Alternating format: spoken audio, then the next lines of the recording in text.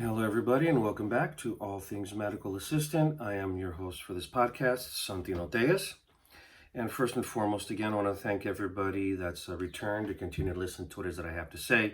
And if you're a new listener, please continue to listen. If you find this podcast entertaining and informative, again, please come on back. And if you know of anybody else that might find this podcast entertaining and informative as well, please forward along, and hopefully we can grow this audience and learn something together. You can also find my podcast at allthingsmedicalassistant.com, all one long word, allthingsmedicalassistant.com. And there you'll find the podcast episodes uploaded chronologically as they're published. And the more recent ones, you'll find the podcasts recorded video-wise and uploaded as well. And also you can find these uploads on YouTube at All Things Medical Assistant. And these are just different venues and ways you can hear me and communicate and get back to me. Because what I'm trying to do here is I'm trying to get the audience involved and to send me comments, questions, concerns. So at my website, allthingsmedicalassistant.com, there's a space and an area for comments, questions, concerns, which I'll address at the next podcast. And obviously on YouTube, you can leave a statement and we'll address it that way as well. So again, thank you for listening. So this is part 3 in a series of depression titled How Depressing. And this is, this whole podcast, everything I've produced and uploaded is solely my opinion. And I'm hoping to make sense. And I'm hoping to strike a chord. And I'm hoping to maybe, invoke maybe a dialogue or a conversation. So again, please feel free to contact me. But these, like I said, these episodes are purely my opinion on how I feel about these topics. But how depressing has been is a 3-part episode on depression. My first episode was a little bit about depression itself and my interpretation, and part 2 was about how, as a depressed individual, how I feel you can begin to maybe start not a road on recovery, because I'm no therapist by any mean or long shot. I'm a certified medical assistant and registered surgical technologist. I've been in the medical field 28 years, so I'm just purely speaking on my experience. Okay, I'm not a licensed physician or therapist, so please don't take me as such. But I myself deal with depression. I've been dealing with depression for longer than I can remember, and I currently manage it by taking medication, and it has helped me tremendously. And so, these 3 episodes have just been pretty much a little bit about, my interpretation, my view, and my experience, and I just wanted to share it. So, today's episode, 3 of 3, how depressing. I wanted to talk about the other side.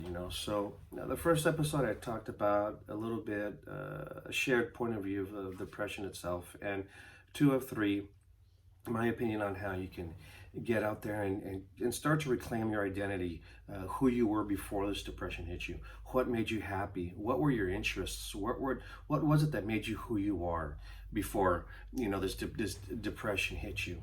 Well, one thing that I've also found as well is when you listen to stories and to biographies and all, very, very rarely do they hit the other side. In other words, very rarely do they talk about those being affected and those that are trying to be that supportive member of the family to support that depressed family member that they love so much.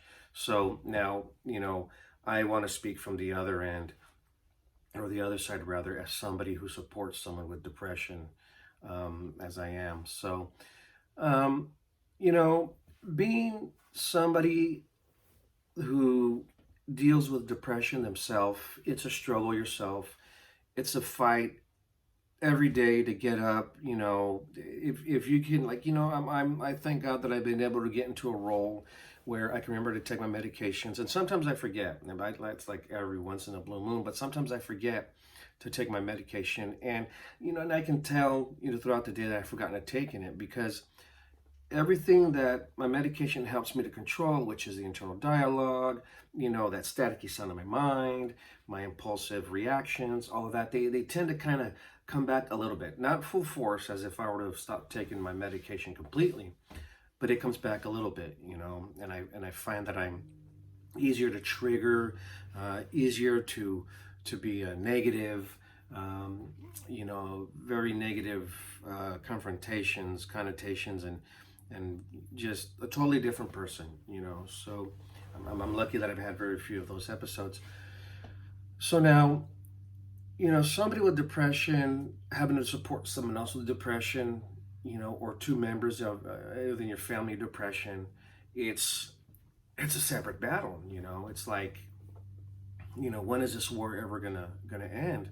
Well, unfortunately, it doesn't end, because depression is an ongoing thing. Now, you know, and I've seen this, and obviously there are individuals that can wean themselves off of medication, and in my experience, that's been because they take their medication at the beginning and a period of their life, or in the middle of a period of their life where mentally, emotionally, they're struggling to excuse me, to survive and to function, you know, and then they're able to get to a point in their life where they can wean off of the depression medication, the anxiety medication, and and move on to being a better self-rounded individual. From my understanding with that is with that management, with that medication management, you're able to get through the issues that you have in life. You're able to address what it is that's causing the depression. You're able to either deal with it, organize it to where it's manageable in life every day, and you don't need the medication anymore, or maybe you just all around do away with that situation. Period. So it's you're not faced with that, that depressive, theme in your life, and you don't need the medication. You move on to a happier life, to a more manageable lifestyle.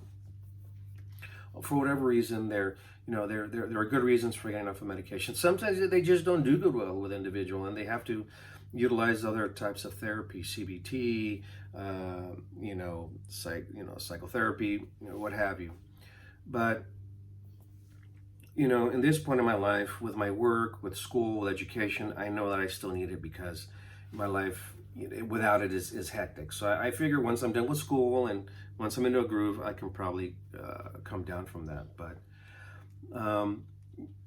dealing with someone else in the family with depression, it takes time away from you. It takes time away from what you're supposed to do for yourself, because one thing you're taught in therapy, or your courses or classes, or your homework, your counseling homework, is that you need to take care of yourself first. And if you don't take care of yourself first, you're not good for anybody else, right? That's what you're taught.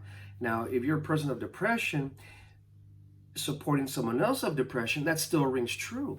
You still need to take care of yourself primarily, so you can, fortunately, continue to support that family member with depression.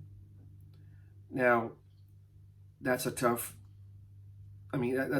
battle they have to fight, as opposed to somebody who's just dealing with depression on their own. So what do you do?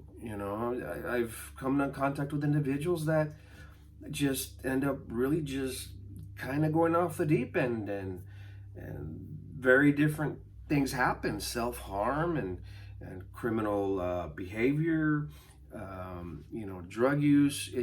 Obviously, we know it can go into many different types of tailspins. But fortunately, if you're one of those that has the strength and mental fortitude to be able to use those skills that you've learned to support those that are depressed, there's always a question, because I'm sure that you'll have those days where you sit down and you go, damn, why am I having to do this? I'm depressed, and I'm doing what I have to do. I'm taking my medications. I'm going to my therapy. I'm keeping my appointments. I'm getting my life in line. I'm dealing with my with my situation. Why should I support you? Does me being your husband, boyfriend, girlfriend, wife, mother, grandmother, is that really good enough of a reason? Because I'm family, is that good enough of a reason to be able to sit here and take my time away from me being depressed to support you in your depression? Is it really fair? And that's totally valid, because again, you go back to that point where you're learning, hey, I need to be good for myself first before I can be good for anybody else.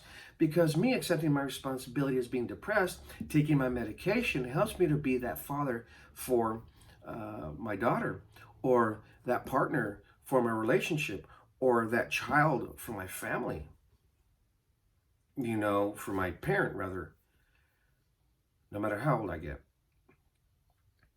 So you inevitably, at the end of the day, you have that right, that choice to say, you know what, I need to separate myself. I need to take care of me first, and you need to take care of you, and then we'll meet in the middle.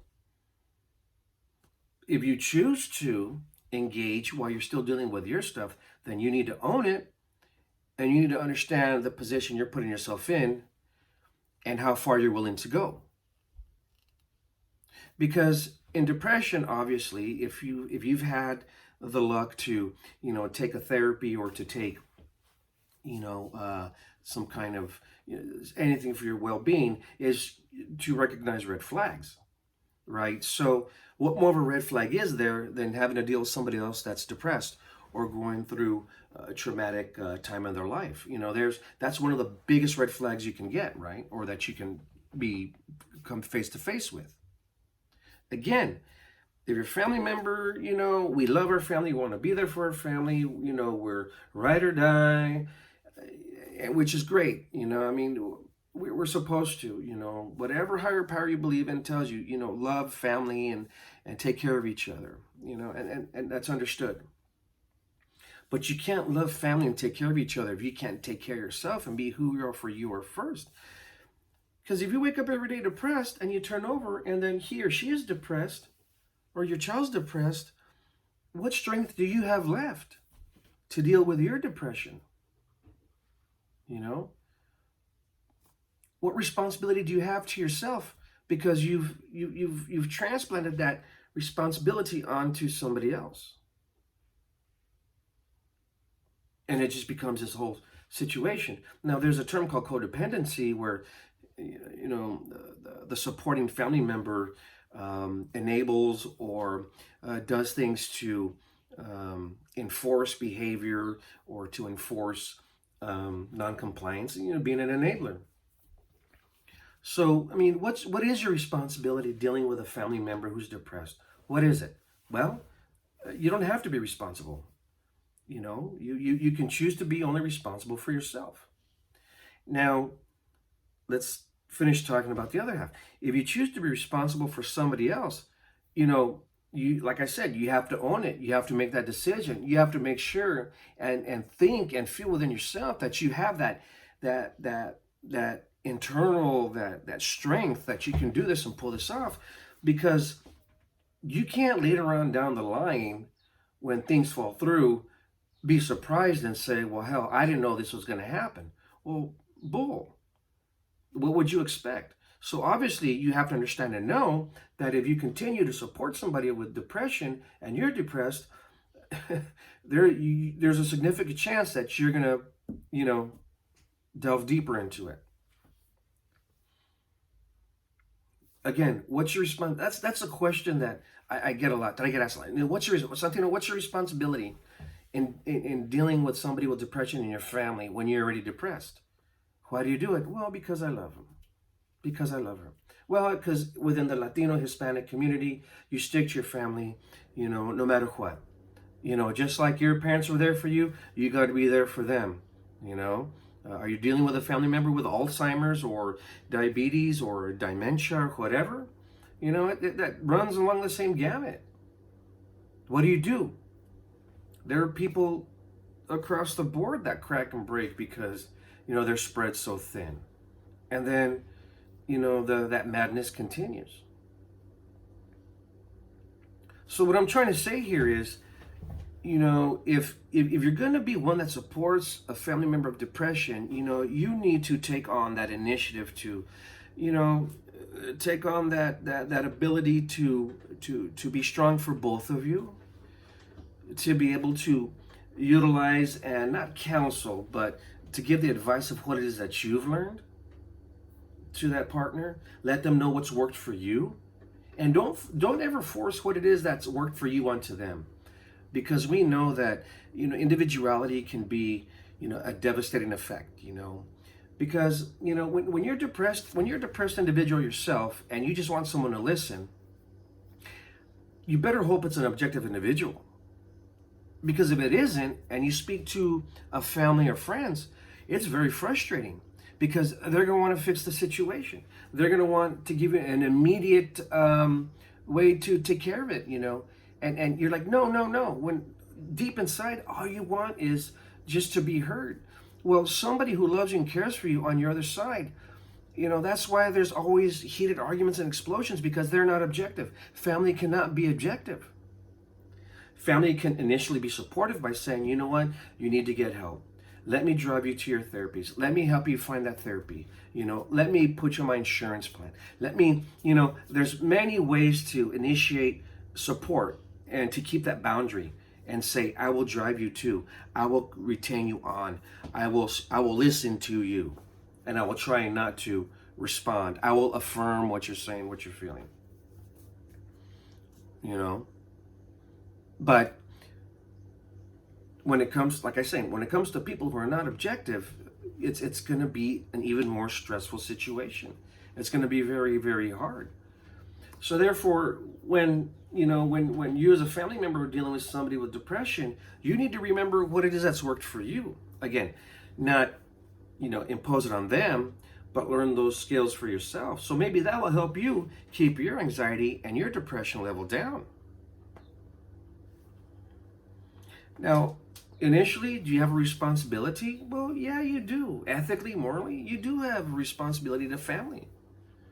Some people, have friends, best friends, and that's all they've known as family. Well, within you, ethically, morally, you feel like, yeah, you do have a responsibility, because they've been there for you, you're going to be there for them, or you have that pact, or you have that understanding, you're going to love and take care of each other no matter what.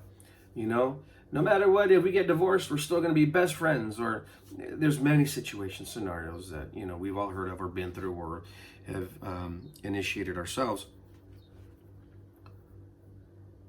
So you got to remember that, if you're going to sit there as a depressed individual supporting, and you're going to try and play therapist, be very careful. Because next thing you know, you're shooting each other in the feet.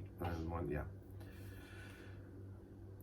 So if you're going to be there to support someone, you're going to have to own it. I mean, that's a heck of an ownership to have. That's a heck of a responsibility to bear.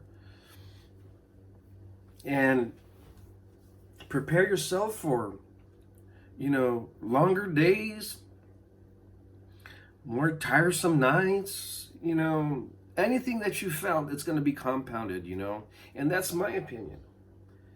I don't know very many people that have supported someone else with depression and their depression resolves.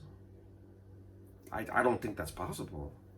Because as far as I'm concerned, mentioning there are individuals that are able to wean and get off of medication, to me, that's because they've reached a point in their life where they've been able to better situations, avoid situations, get away from those moments, get away from those situations, and they can better manage their lives. Why? Because they're in control.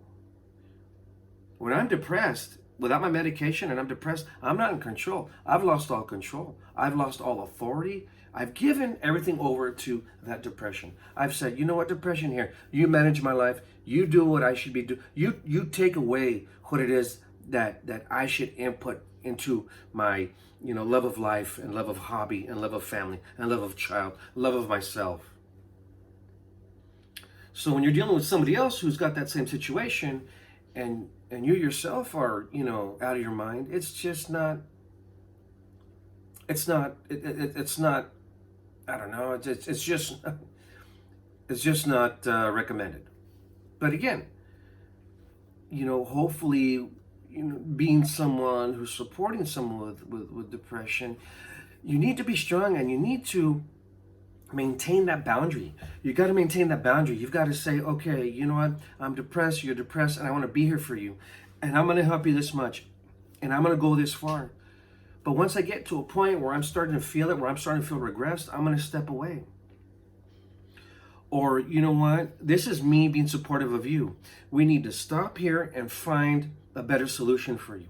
We need to find you that therapist. We need to find you that psychologist. We need to find you that counseling. We need to find you that community resource. I need to step away. My responsibility to you as a family member is to be here, to love you, to give you the tools and resources you need to help you find it. And if it's possible, to give you that financial backing. And from there, it is my responsibility to go to a certain point. And once I get there, I'm pulling back and that's it. Because then next thing you know, the doors are locked, the shades are drawn, you're both in different rooms, you're both depressed, and it's just, it's a horrible video game of death and mutants and zombies. It's ridiculous, And this is very hard. So I'm here just to say to those who are depressed themselves, who are not actively managing their depression, please, please, please find that strength to look out into the community, to find a resource. It's interesting because when we're depressed, we spend a lot of time and energy on depressive, neglectful propaganda. We watch videos on depression because we're trying to understand where we're coming from. We're trying to find that one YouTube video on depression that describes exactly what it is that I'm going through. And maybe on the flip side, they'll be able to explain how they got through it, but the video is just about depression. They don't explain, how they're getting through it. And you're like, well, damn, I'm stuck. So I'm gonna go to the next video. And you're looking for this answer that you don't find because they're just videos about depression. You'll find 100 videos that describe your depression exactly, but you will not find one video that describes how they've gotten better or how to get better. Because you as a depressed individual, that is your responsibility. That is nobody else's responsibility. It is not your spouse's. It's nobody's responsibility. It is yours as a depressed person to find, to obtain, and to take part in that resource and in that connection and that betterment. And we as depressed individuals find and spend so much time looking up information. Now, if we were to put a little bit of that energy into actually utilizing resources, that's a huge monumental first step into getting better. So again, if you can expand that much energy, you have the energy. You do have the capacity to get up and find that help. And in my view, if you're doing those little things that are kind of cries for help or that are kind of searches for explanations, be proud of those little milestones. Be proud of those little steps too, because kind of, to me, in a sense, you're trying to seek that help to begin with. You're trying to find a little nugget, a little niblet of something you can hold on to that will maybe spark something to help you move on and to get there. And I think that's something you should remember and be proud of and say, hey, you know what? Today I watched 50 videos on depression. Does that mean I'm trying to find help? Oh, yeah. I mean, depressed. You're depressed,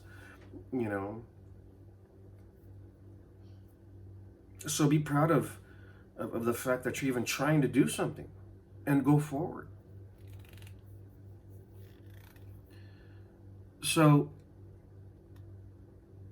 again, what I'm saying is, if you're a member of a family or a friend, who's depressed and trying to help somebody else, if you're going to take on that responsibility, then it has become your responsibility. But make sure you draw those boundaries. You make sure that space is understood, and make sure that the other party is understood. That if you're going to be there for them and help them and support them, that they themselves have a responsibility to themselves to continue seeking out help.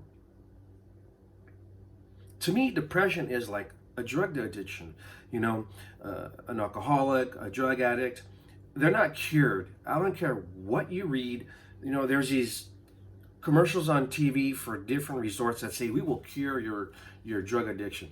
No, that is no, because addiction alters pathways in the brain permanently. You can establish new connections, but what does that mean? That means that you still have to live a life of criteria, a life of modification, because if you give in to what it was before, you'll fall back again. So that's what the statement is a recovering alcoholic or addict is. I feel it's the same way for depression. You know, you're depressed, you find the help, you get on management, you go through therapy, you get better, you get off the medication because you're in better control, you're better managing. And if you're lucky enough to keep yourself away from those situations that cause depression, you can better maintain your, how can I say this? You can better maintain your mental sobriety, I guess, right? You're not saturating yourself with that depression or those bad actions or those bad whatever that would be the alcohol, right? I'm making sense here, but if you're able to get to that point, you're better managing your life on your own without medication. You're like a recovering depressed individual. That's how I see it. Because if you veer off of that path where you're better managing your life, then you get back into it and you fall back into it. So therefore, you've relapsed into depression. And there are people that flip-flop back and forth, and it's not their fault. Those that choose not to do anything purposely, then that's something different. So again, this is episode 3 of 3 of How Depressing, and hopefully I've been able to just, speak a little bit about my experience and how I view being a supportive individual in a family and that individual being depressed. Now, if you're not depressed, oh boy, period. Own it, do it, take care of it. Because the only other option is to turn around and walk away. Or really, maybe there's another option to sit there and say, you know what, I'm not going to help you. I'm not going to deal with it. And then everything will fall apart.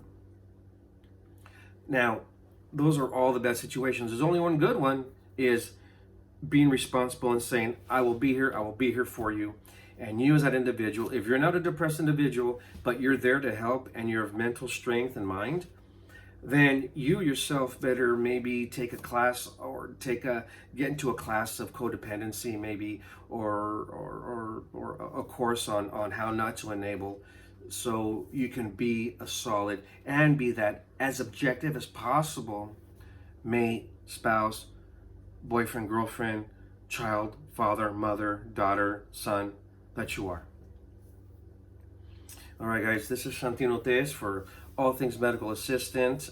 Thank you for listening to this series, How Depressing. And, if I've made sense and if you can use this at any point, please listen to these episodes again, 1, 2, and 3, and hopefully, maybe I've been able to help out. Again, I'm no therapist.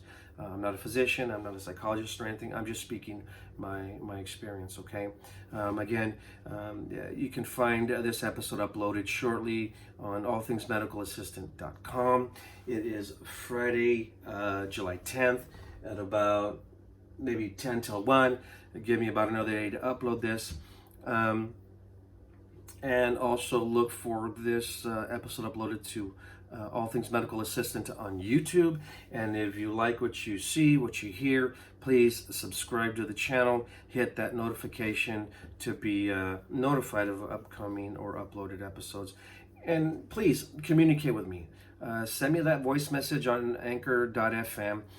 If you hear me on Apple Podcasts, if you're out running, around, driving, get to allthingsmedicalassistant.com. Leave me a message, comment, concern, and I will address it at the next podcast, okay? And on YouTube, obviously, you can leave me a comment, and we'll go from there. Again, so Santino Tez, your host for All Things Medical Assistant, and we'll talk to you soon. Thank you for listening.